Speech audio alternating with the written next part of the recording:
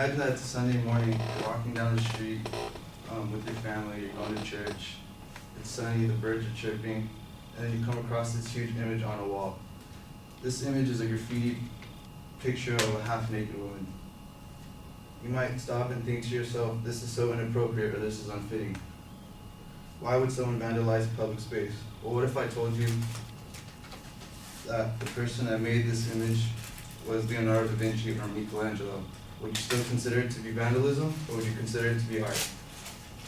I consider it to be art. So today I'm going to explain why as a society we can appreciate graffiti as a piece of art and not just some form of vandalism. On a wall, that's a form of vandalism on a wall. I'm going to just prove the misconceptions about graffiti, explain the motives for why people do it, and recognize cultural contribution it makes to society. The first thing I would do is disprove some misconceptions about it. One misconception is that all graffiti is gang-related. Well, typically gang-related graffiti is them just writing their name on a wall to tell the opposing gangs it's their territory, or to tell us as the public to not go into those places because it is a dangerous area. Well, according to In-Gang Network, gang graffiti makes up only 10% of graffiti reported in the United States, which is a very small number. It's like 1 out of 10 fingers. 1 finger for every 10 fingers. Small number.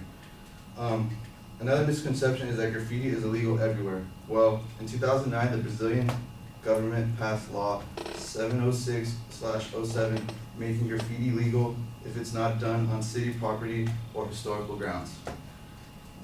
Many graffiti artists were even allowed to draw on people's homes as long as they had the homeowner's consent, which you'd be surprised because many homeowners did indeed want their houses to become a piece of art.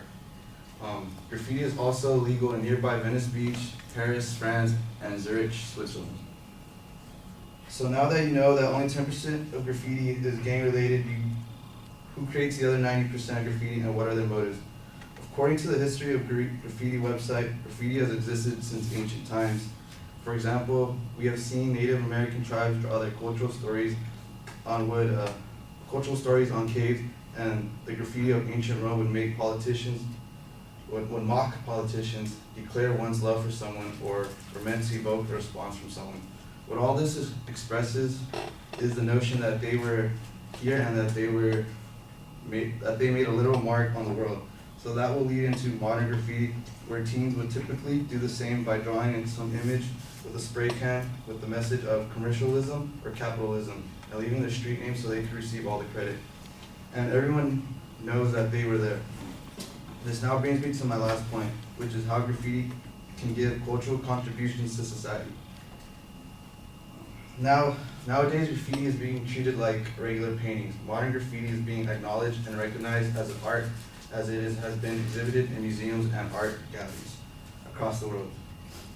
Since its early stages, Banksy is an England-based graffiti artist and is one of the most popular artists of our generation. In an article by Forbes, it states that Banksy has a net worth upwards of 20 million and has sold some of his graffiti paintings at charity events and galleries from anywhere between $200,000 to $1 million. So if the art community is trying to promote graffiti and trying to show society it's a culture worth showing the public, it can contribute to society, then why can't it be considered an art form? Furthermore, graffiti can promote development. According to Huffington Post, graffiti can be a career opportunity for the youth in low-income neighborhoods. Continue on by saying, in the city of Rio de Janeiro, Brazil, many leading graffiti artists have put graffiti to good use for social development, founding art schools in low-income neighborhoods and partnering up with police to draw murals in widely known areas. They host large events and festivals that attract many tourists.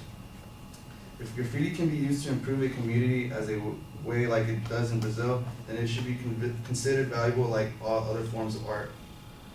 Also, now that you know some of the more artistic cities in the world are accepting graffiti like the ones I mentioned earlier, it shows that graffiti can be shown in a positive way that we can all accept. All in all, through recognizing the misconceptions, the motives, and the cultural contribution graffiti can make, we all can be advocates for graffiti art in designated areas of cities. Thank you.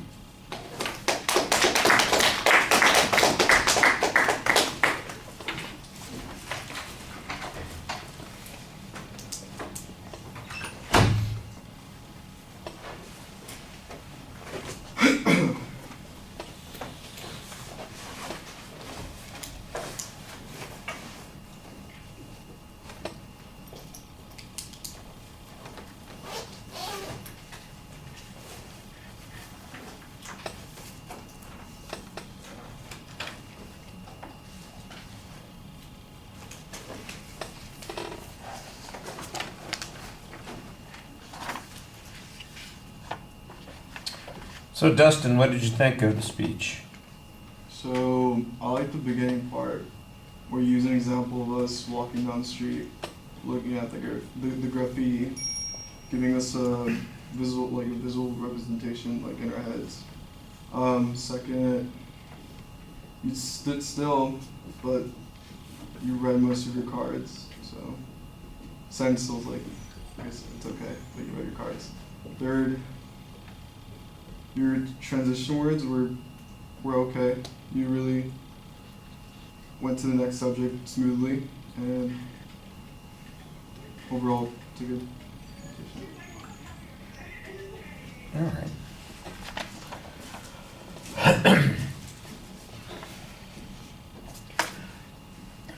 Well, let me start with the stuff that I think is pretty solid. The content issue here gets developed pretty well. You, in essence, are you're trying to give us a criteria. What makes something artistic? What makes something worthwhile? You give us a little historical context. You talk about commercial potential. You make some aesthetic judgments, although I think we are, and you try to diminish the negative one as an illustration, suggesting that the gang stuff is really not the most significant part of the graffiti that we're looking at there. So I like that. I think that could be developed a little bit more. And I do, in the second part, when you're talking about examples like Banksy or some of the art that's been done in Brazil and the way it's led to either social movements or schools or some potential commercial development. I like that. I think that needs to be developed a little bit more, but there's an argument there. You've kind of organized it the way that we talked about doing for a claim of value that you're talking about, because that's what you've got is a claim of value. So I think that you're trying to follow that structure there. It's pretty well organized. It's easy to follow there. And I did hear quite a bit of citation of material in the presentation, so that's good. The stuff that should be the easy point stuff at this point is the stuff that you're having a little bit of difficulty with. I mean, your delivery is just underwhelming in the presentation. I mean, you've got an interesting topic. It's something that you seem to care about and got a little bit of twist on it, but you are a little too low-key. You need to look at us. You never look at us, really. I mean, maybe once in a while you glance up to see that we're still here, but for the most part, you're not really engaging with us. You need to have some energy in your voice, some enthusiasm about what you're talking about. Like Dustin was talking about at the opening, the visualization. I like the idea of the visualization. That's pretty good, but you sound a little bored talking about it, and you don't want to sound that way. You want to come across as passionate about the subject. So now, fortunately, I think in the long run, the delivery component of the presentation here was only a small part of your grade, or a smaller part of your grade, because the rest of it was, like I said, pretty solid. Time-wise, it's underdeveloped. I think you probably are aware of that. So there's more that you could put into the speech, and a couple more examples, and probably some testimony from art folks and sociologists about this would probably enhance your presentation a bit. And then work on the presentation stuff, because I think you've got an interesting topic, and I thought you developed an argument to some degree, a pretty good degree as a matter of fact. You need to fill it in a little bit more and deliver it with a little more passion. All right, thank you.